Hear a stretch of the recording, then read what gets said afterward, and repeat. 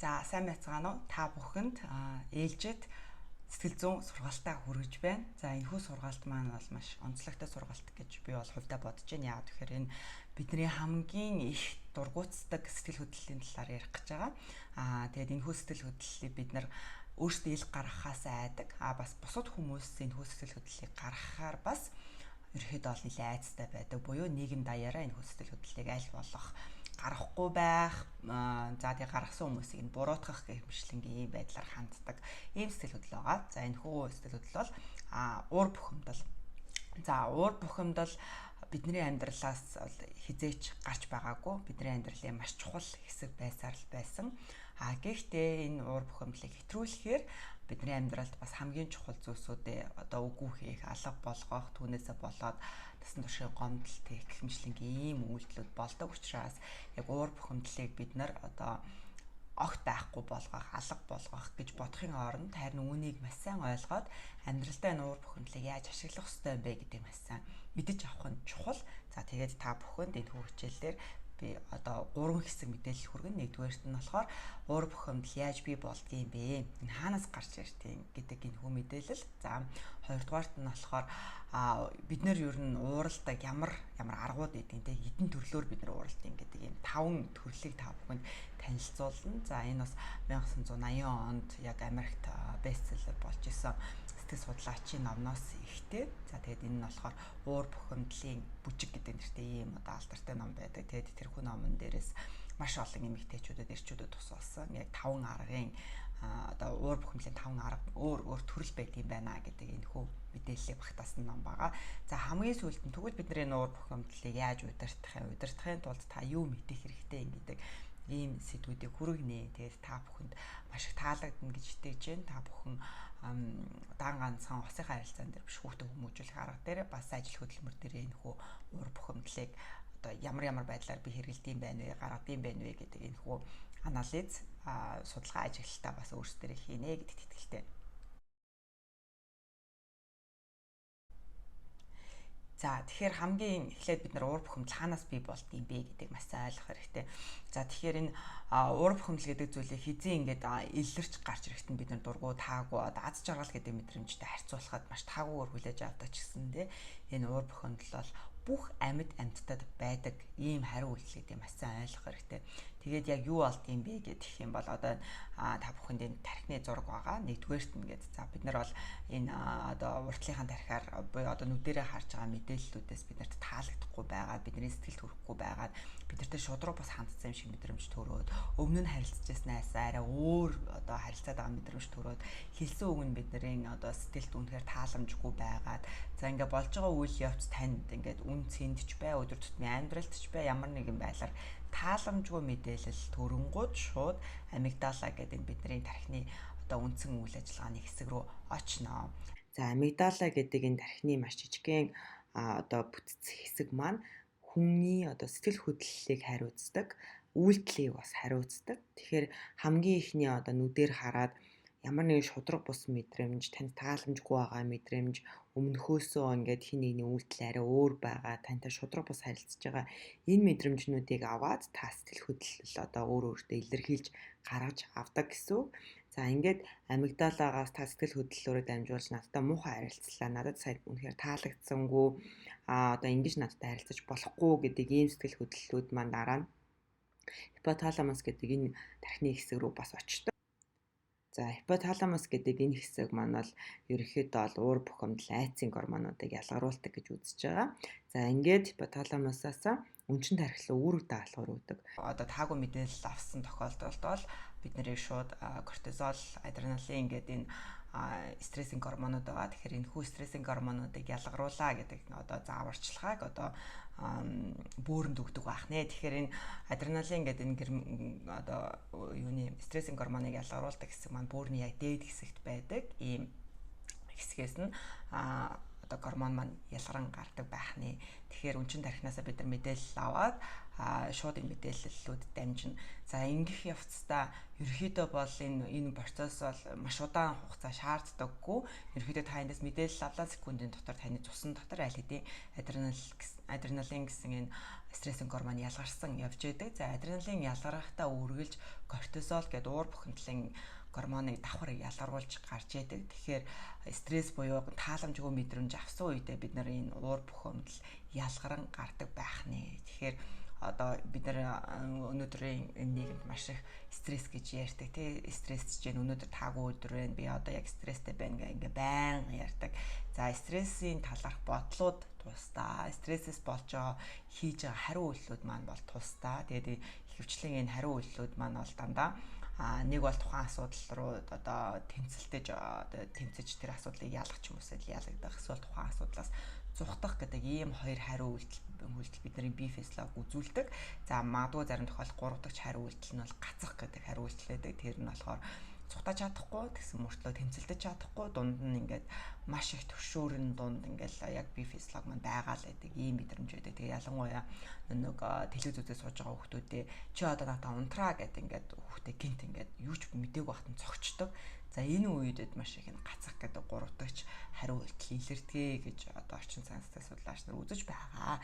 Тэгэхээр яг байгалийн бол бид нар тэмцэх, зүхтах гэдэг хоёр хариу үйлдэлтэй. Тэгэхээр бид нар ямар ч стресстэй үйл явдал болсон, таагүй мэдрэмж авсан яг энэ хоёр хариу үйлдэлээрээ л бидний бие физиологи ажилдаг.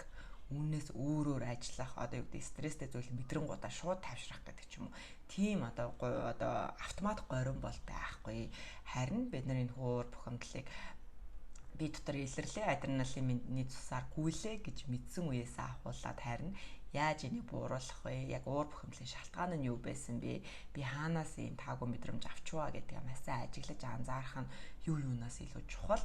Маш олон хүмүүсийн хувьд уур бухимдлын шалтгаанууд нь хоорондоо ингээд холилдоод юунаас болоод хизээ уурлаад ямар тохиолдолд нь ямар хариу үйлдэл хийгээд байгаа өөртөө анзаархаа болцсон байдаг.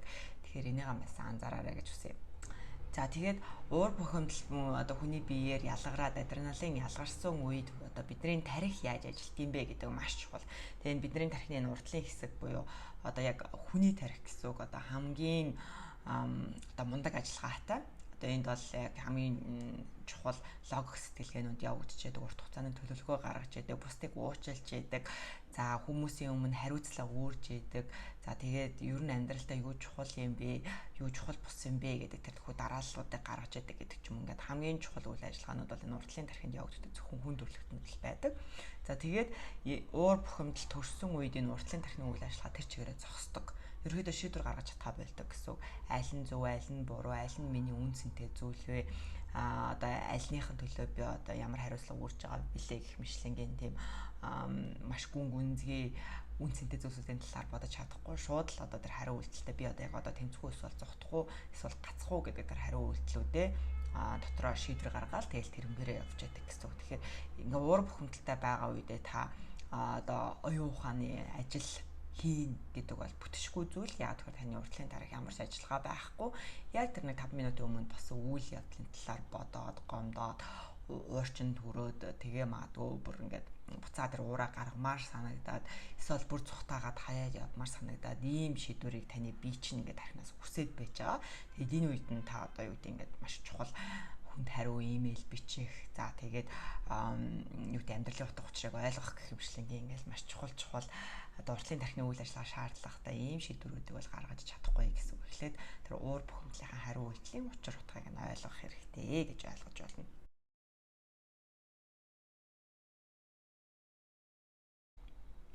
За тэгэхээр та бүхэнд Harriet Lerner гэдэг энэ хүсэл судлаачийн гаргаж ирсэн яг 5 одоо уур бухимдлын төрлүүдийг нэг бүрчлэн танилцуулах гэж байна. Тэгээд энэ хүү төрлүүд маань маш онцлогтой байгаа. Та ямар хүмүүстээр, ямар нөхцөлд, ямар цаг хугацаанд яг аль төрлөөр нь илүү ханддаг вэ гэдгээ дор бүр нь ажиглаарай.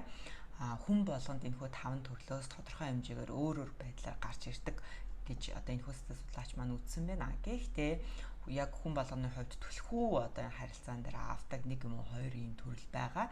Бусдыг нь бол зарим тохиолдолд одоо юу гэдэг онцгой тохиолдлуудад авдаг ийм байдаг. Тэгэхээр яг таны амьдралын үндсэн одоо уур бухимдлын ямар нэгээс хоёр төрөл нь та яг мөн байна вэ? За тэгээ таны дотны хүмүүс бас аль төрлөөр нь илүү ууралдаг вэ гэдэг маш сайн ажиглаасай гэж хүсэж байна. За нэгдүгээр төрөл нь бол илтгэгч нар. За эдгээр хүмүүс бол ерөнхийдөө бол асуудал тулгарх юм бол ойр дотныхоо хүмүүстэй улам дотн улам харилцаа холбоо өндөртэй улам хамттай байх гэж ингэж хүсэж тэмүүлдэг ийм хүмүүс. За ерөнхийдөө бол асуудал тулгарх юм бол ярилцаж өөртөө мэдрэж байгаа мэдрэмжөө сэтгэл хөдлөл болсон үйл явдал хин юу гэж хэлэхэд хариуд нь өөрөө юу гэж хэлсэн гэдэг ч юм уу тэр процессыг ярих бол маш чухал. Энэ харилцаа холбоон дээр нэг нэгнийхээ сэтгэлийг уудлах чухал гэж үздэг. Өөрөө ер нь бол тэгж уур бухимдлаа одоо илэрхийлж гаргадаг ийм хүн. Тийм учраас яг бусад хүмүүсээ яг адилхан ийм байгаасай гэж хүсдэг байх нэ. Тэгээд ерөнхийдөө бол өөрт нь чухал хин нэг гэхээр одоо эхнэр нь нөхөр нь за ээж аав нь хүүхдүүд нь ч юм уус бол найз нөхд нь хамт ажилладаг хүмүүс ингээд эргэн тойронд байгаа өөрийнх нь хувьд маш чухал үн цэнтэй хүн. Ерөнхийдөө би жоохон ганцаараа баймаар байна. Надад орон зай ийм цаг хугацаа ганцаараа байх одоо 7 хоног 1 сар. За тэгээд бас ингээд гэр орондоо би хамт байхгүй ингээд тусдаа жоохон нэг 7 хоног ганцаараа баймаар байна гэдэг ч юм уу ийм хүсэлтүүдийг бол ердөөсөө намайг үл тоож байна.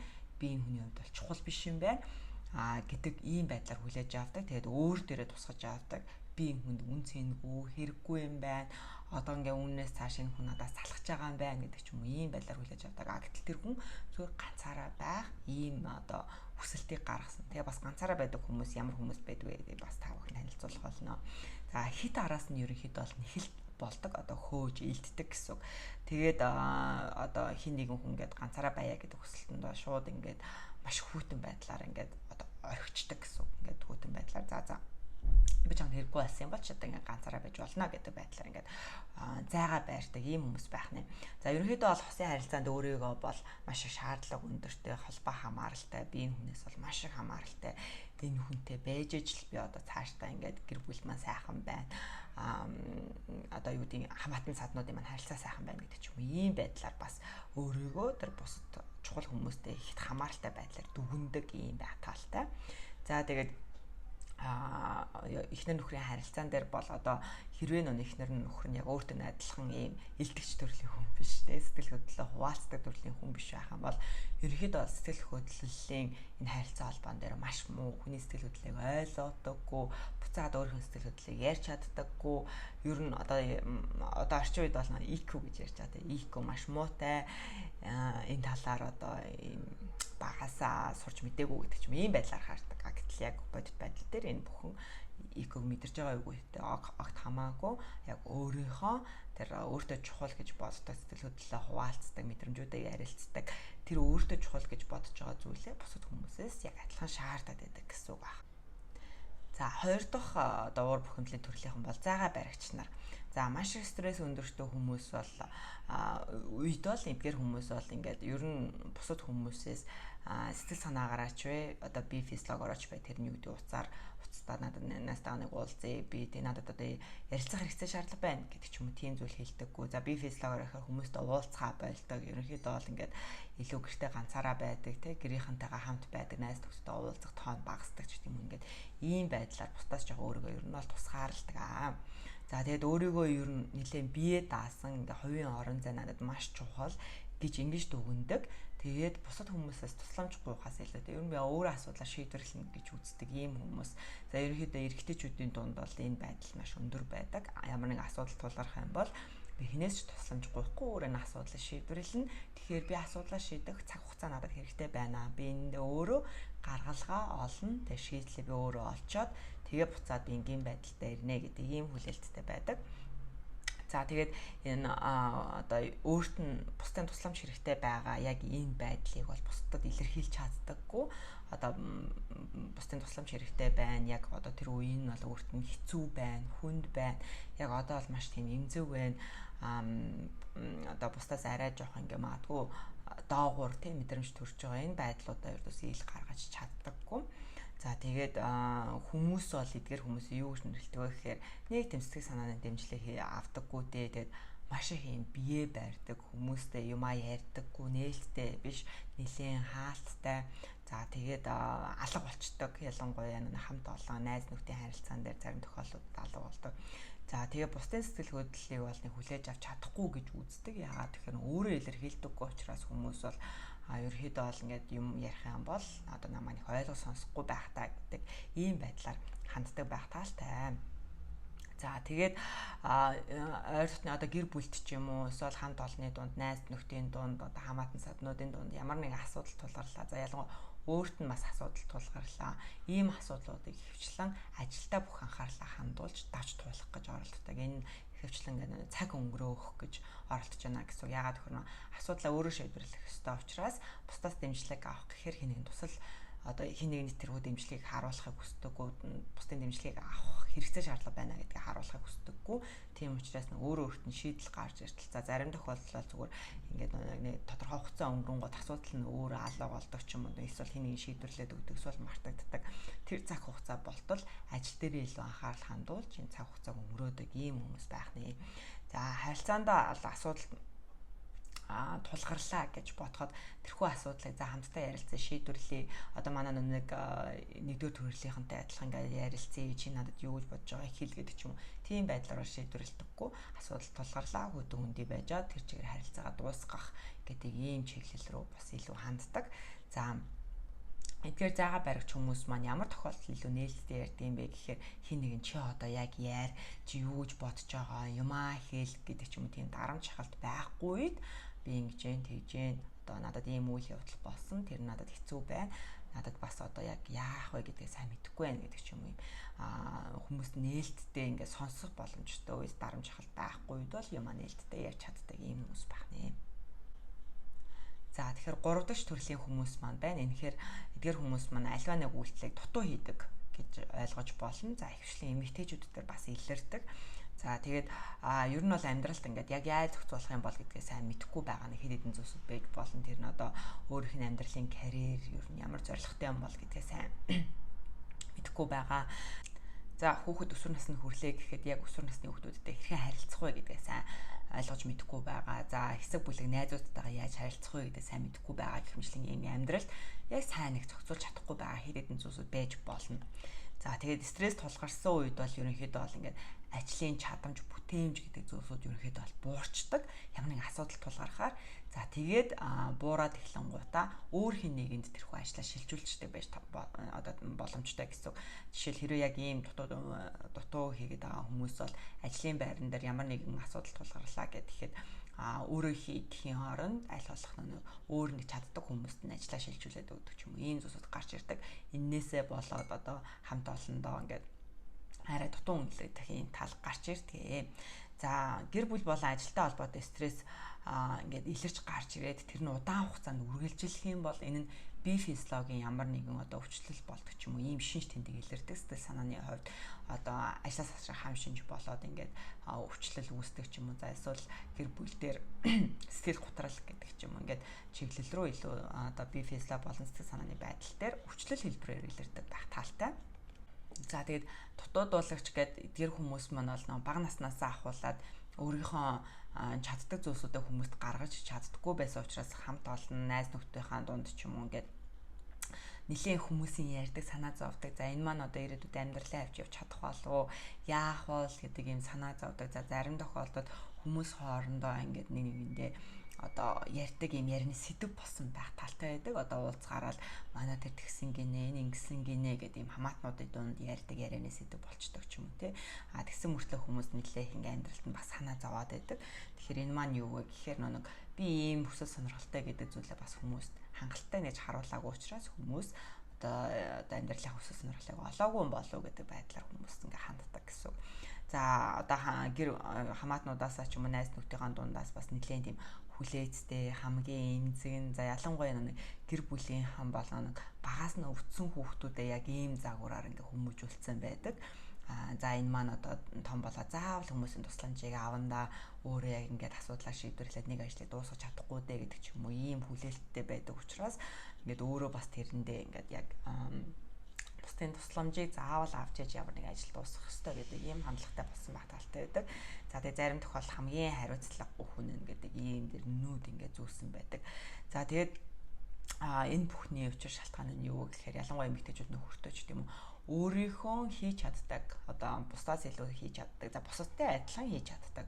Тийм ур чадвар, авиас чадвар, тэг хүсэл сонирхол ийм зүйлсүүдээ ердөөсө гаргаж ирээгүй, ярилцдаггүй, тэрний араас ингээд тодорхой нэг үйлдэлүүд хийж байгаагүй ийм талууд байдаг. Тэгэхээр одоо яг энэ хичээлийн өмнө хэлсэн ганцхан хоцын харилцаан дээр биш энэ ажил хөдөлмөр дээр ч гэсэндээ бас өөр байдлаар хүмүүс ууралдаг гэдгсэн. Тэгэхээр хэрвээ та бухимдаж уурлахаараа дутуудуулагч болчдогоо гэдгээ бас анзаарч хараарай гэж хүсье. За дараагийн маань дөрөвдөх одоо уур бухимдлын төрөл бол хэтрүүлэгч нар байгаа. За тэгээд хэтрүүлэгч гэдэг эдгээр хүмүүс маань бол ер нь өөртөө болон бусдад юу хамгийн зөв бэ гэдэг шийдвэрүүдийг бол маш сайн мэдчихэдэг, гаргаж чаддаг. За стресс тулгархад, өөрт нь стресс тулгархад бусад хүмүүс зөвлөгөө өгөх, бусад хүмүүсийг аврах, туслах. За тэгээд бусад хүмүүсийн өмнөөс ямар нэг ажлыг нь хийж өгөх гэх мэтлэн ийм мэдрэмжүүд рүү шууд шилждэг. За энд бас тодорхой шалтгаанууд байгаа. Яагаад гэхээр өөрийнхөө асуудлыг шийдвэрлэхийн оронд бусад хүмүүсийн асуудлыг шийдвэрлэснээрээ арай илүү ийм асуудлаа тодорхой хэмжээнд шийдвэрлээд байгаа юм шиг ийм мэдрэмжүүд авдаг. Үр дүнд нь өөрийнхөө асуудлаа шийдвэрлэхээс зайлсхийсэн болсон байдаг. За тэгэхээр хүний өмнөр орж ингээ асуудал шийдвэрлээд байхаар эргэн тойронд нь байгаа хүмүүс өөрийнхөө асуудлыг шийдвэрлэх боломж олддог. Бусад хүмүүс яг өөрийнхөө асуудлыг шийдвэрлэх ийм ур чадварыг суулгахгүй одоо ингээд өмнөр нь орж юм хийгээд байна гэсэн. За ингээд бусад хүмүүс туслаад байснараа ямар одоо өөртөө давуу тал үүсдэг юм бэ гэхээр өөрийнхөө асуудлыг шийдвэрлэх, тэрхүү асуудалтаа санаа зовох тийм ингээд яг энийг яаж шийдвэрлэх үү гэдэг тэр санаа зовлтуудаас ерөнхийдөө зугатааж байна гэсэн. Тэр асуудлаа шийдвэрлэх гэж оролдож байгаа цаг хугацаа өөр хинэгэнд тусалж ингээд одоо ийм ерөөдөө бол шагнал урамшууллын мэдрэмж авч яана гэсэн. Тэгэхээр өөрийнхөө асуудлыг шийдвэрлэх гэхээр шагнал урамшууллын мэдрэмж авахгүй байгаа учраас бусад хүмүүсийн асуудлыг шийдвэрлэж өгөөд тэгээд оронд нь одоо яг бидний тархинд бас маш чухал байдаг юм урамшууллын мэдрэмж авдаг гэсэн. За хүмүүс бас өөрийнхөө ингээд нүг сул тал эмзэг дөрөө байдлуудаа харуулахыг маш хүсдэггүй. Ингэхэд бол маш хүндрэлтэй байдаг. Хин нэгнээс тусламж гуйхад бол маш хүндрэлтэй байдаг. За ялангуяа бол асуудал тулгарсан хүмүүст бол надад тусламж хэрэгтэй байна гэдгийг хэлж чаддаггүй. Яагаад тэгэхээр нэг өөрийнх нь шууд хийдэг зүйл нь бол за би энэ туслах хэрэгтэй гэдэг. Тэгээд нэгэнд тусалсан хүнээсээ буцаагаад надад нэг юм хэрэгцээ шаардлага байна гэж хэлж чаддаг гэхгүй. Тэгээд би одоо тусалсан юм чинь би энэ хүн тодож тэр чигээр нь туслаад ингэх хэрэгтэй гэд ингээд өнгөрдөг. Тэгээд эргэн тойрныхоо бүх хүмүүс туслаад байхаар буцаагаад өөрт нь хэрэгтэй байгаа асуудал дээр ч юм уу хэрэгцээ шаардлага дээр тусламж хүсч чадахгүй ингээд ер нь бол хэтрүүлэн хийгээлэдэг гэсэн үг. За хүмүүсээс бол маш юм найдвартай одоо энэ хүнд л ажилд даалгаад өчгөр бүх хэмээн зохицуулсан байдаг маш мундаг асуудал шийдвэрлэдэг гэж нэрлэгддэг. За тэгээд хүмүүстэй үргэлж хамт байдаг гэсэн ийм мэдрэмж авдаг. Яагаад вэ гэхээр хин нэг нь асуудал тулгарлаа гэхэд төрүүлж очиод шийдвэрлээд өчтдөг учраас ийм найдвартай мэдрэмжийг авдаг байх нэ хэтрүүлэгч нар. За тэгэхээр 5 дахь төрлийнхэн маань бол буруутгагч нар маань байгаа. За эдгээр хүмүүс асуудал тулгарсан үед бол шууд буцаага тэмцэлддэг, маш сэтгэл хөдлөл гаргадаг ийм хүмүүс. За тэгээ нийгэн дээр хэрвээ одоо өөртөө тааламжгүй байгаа зүйлсүүдтэй бол буцаагаад өөрийнхөө сэтгэл санаа хилдэг, ингээд тэмцэлддэг гэсэн. Ерөнхийдөө бол энэ зарцуулж байгаа ийм сэтгэл хөдлөл бол маш их өндөртэй гэсэн. За богино хугацааны галт үрэлцэн хасдаг. Тэ яг тухайн үедээ бүх өөрөөсөө байгаа бүх эрч хүчийг асуудлыг шийдвэрлэхэд тэр одоо буруу байгаа зүйлийг нь тодорхойлон гаргаж ирэхэд өөртөө байгаа бүх зүйлийг ашиглаж гаргаж ирдэг гэсэн. За ерөнхийдөө бол одоо эргэн тойрондоо байгаа хэн нэгэн одоо хүн ингээд өөрийгөө өөрчлөх хүсэхгүй бай гэж бодъё л да. Одоо юу гэдэг өглөө тийм ингээд 8 цагт босдог хүн өглөө 5 цагт босохыг хүсэхгүй байлаа гэхэд тэр хүсэхгүй байгаа хүнийг яагаад өглөө 5 цагт босох ёстой гэдэг ийм хичээлээ за одоо тэ өөрөө босоод сэрээдэг гэдэг ч юм уу ингээ ердөөсөө үйлдэлийг нь өөрчлөхөд маш их цаг хугацаа, энерги, өөрийн бодол, хүсэл, тэмүүлэл одоо за санхүү, цаг хугацаа гэх мэтлэг ийм зүйлсүүдийг бол зориулдаг. За гэхдээ ихэнх тохиолдолд эдгээр энэ зориулсан зүйлсүүд маань хий дэмий гарц болоод өнгөрөх талтай. Яагаад тэгэхээр нөгөө хүн маань өөрийнхөө 8 босдог цаг хугацааг 5-д болгох хүсэл сонирхол байхгүй байна гэсэн үг.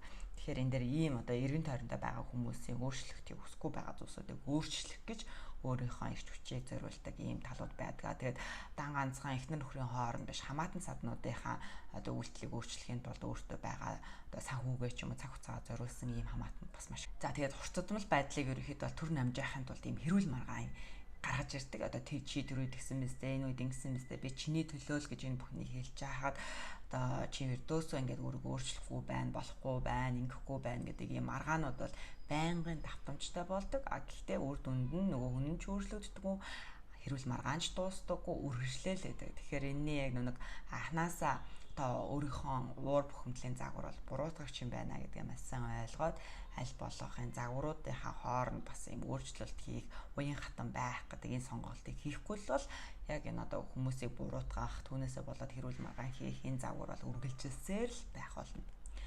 За ерөнхийдөө бол өөрөө тэр нэг гаргаж байгаа гаалт үргэлжсэн тэр сэтгэл хөдлөл одоо тэр хэрүүл маргаан уур бухимдлыг бол тэр хүн л надад тэгж хэлсэн болохоор энэ бүхэн болсон штэ. Тэр хүн надад тийм үйлдэл хийсэн болохоор энэ бүхэн болсон гэдэг ийм байдлаар тайлбарлаж оролддог. За хэрвээ энэ одоо нэг буруутгагч загварын хүмүүс маань энэ бага хэмжээний дэлгэрүүлэлтүүд маань үргэлжлээд за усын харилцаанд ялангуяа ингээд хэлбэр загвар хэмжээ нь яг хിവэрэ байгаад тэр нь бүр хүндрээд ингээд яваад байх юм бол энэ бол яг нэг хүчрх хэллийн нэг хэлбэр болоод ингээд үүсдэг. Тэгэхээр энэ дээр та буруутгагч гэдэг хэлбэр загвартай бол эргэн тойрондоо байгаа тэр буруутгаж байгаа харилцаанууд дээр аль болох одоо өөр ойлголт тайлбарыг өөртөө бий болгож тэр хүний буруугаас боссондоо биш гэдэг энэ ойлголтуудыг хийхгүй бол бас нэг цаашдаа энэ байдал маань одоо дотн байгаа хүмүүс дээр нэлээ ингээ хүнд байдлаар илрэх талтай. Тэгээд хамгийн гол нь бусад хүмүүсийг буруутгадаг учраас нөгөө хүмүүс маань ч гэсэндээ энэ дээр яг өөрийнхөө буруул гэдэг байдлаар хандаад ингээд хүлцэнгүй байгаа сурцсан байх талтай байдаг. Тэгэхээр энэ дээр нэг өөрийнхөө үйлдэл болон бодолд одоо өөр хинч биш зөвхөн таал өөр хариуцлага үүрнэ гэдэг энэ бодлыг та бүр амьдралынхаа нэг хэсэг болгож одоо болохгүй бол өнгөрсөн ингээ 20 жилд ч юм уу ингээ бусдыг ингээ буруутгаа сурцсан байх тал байдаг гэсэн үг байх нэ. За та бүхэнд уур бухимдлыг удирдах гэдэг 3 дахь хэсгийг хүргэе. За энэ хэсэг маань бол нэлээд товч байгаа. Тэгэхээр та бүхэнд аль болох энгийн бөгөөд яг өөрөөртөө ашиглаж болох одоо маш энгийн зөвлөгөө л хүргэх болно. За тэгэхээр бидний тархинд одоо энэ уур бухимдал одоо бий болоход сая түрүүн одоо 1-р хэсгээр нь болохоор тархины үйл ажиллагаатай ярьсан. Энэ хэсэгт нь болохоор яг зөв бидний бодол яаж явдсан бэ гэдэг дээр та бүхэнд Ryan Martin гэдэг бас сэтгэл судлаачийн одоо TED дээр ярьсан ярилцлагаас авсан нэгэн тайлбарыг хүргье. Тэгэхээр бид нар ингээд уур бухимдлын өмнө үед байж агаад ямар нэгэн өдөөлт гэдэг гарч ирдэг тийм хин нэгний таагүй эсвэл үйл явдал одоо бидний 5 мэдрхүүгээр мэдрэгдэж байгаа мэдрэмжүүд л гэсэн үг. Хүлээж исэн зүйлсээс огт өөр үйл явдал боллоо. Бид нар өдөө хатгалт үүслээ. Анх удаа болоогүй магадгүй удаан хугацаанд өжиг болцсон ийм өдөө хатгалт байж болно. За эндээс бид нар өөрсдөө тайлбарыг бий болгодог.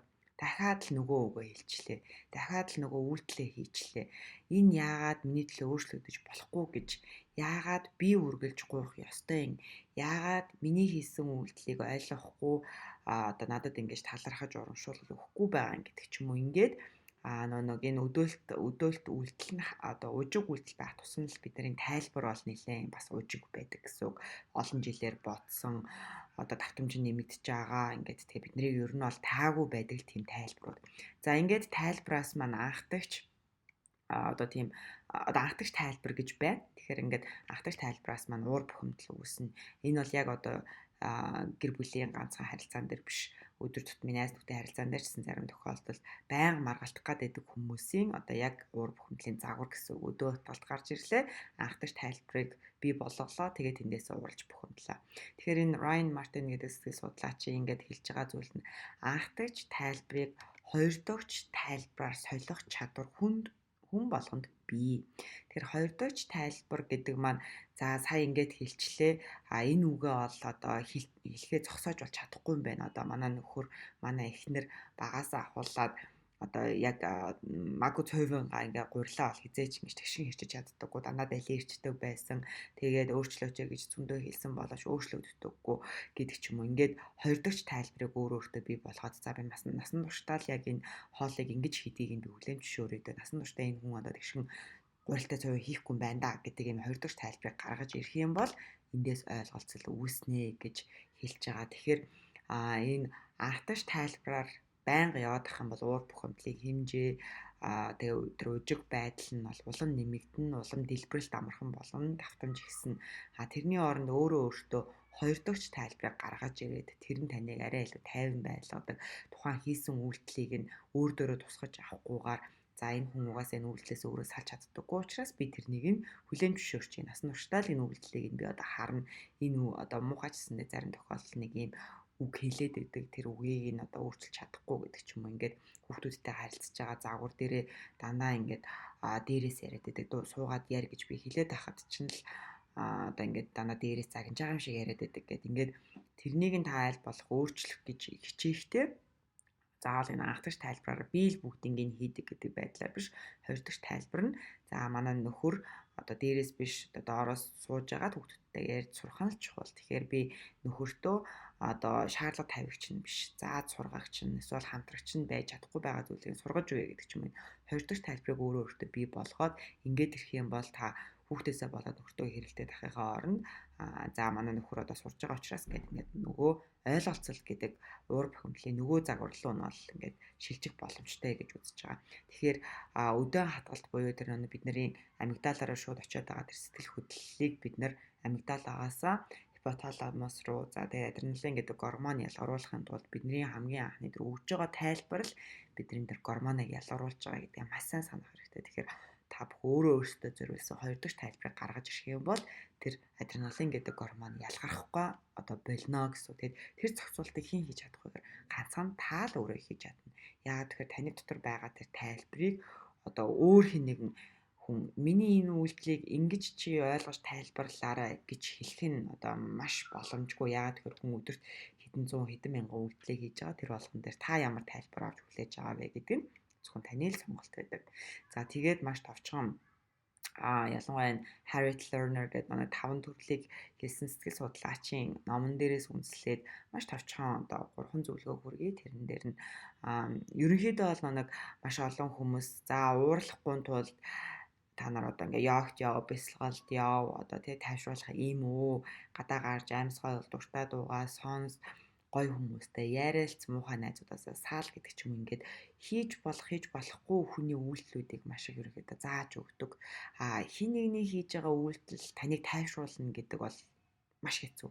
Яагаад тэгэхээр хүн төрөлхтөн маш олон одоо магадгүй хэдэн сая үйлдэлийг хийж байгаа. Тэгээд тэр сая үйлдэлээс нь нэг хүн магадгүй зүгээр амьдралынхаа туршид 200 300 үйлдэл хийж амждаг гэвэл дахиад нэг өөр үйлдэлийг та өөрийнхөө болгоод сурах тэгээ тэрний үр дүнг одоо үзэхийн тулд та өөрөө маш тууштай тэр үйлдэлийг амьдралынхаа нэг хэсэг болгох хэрэгтэй болдог.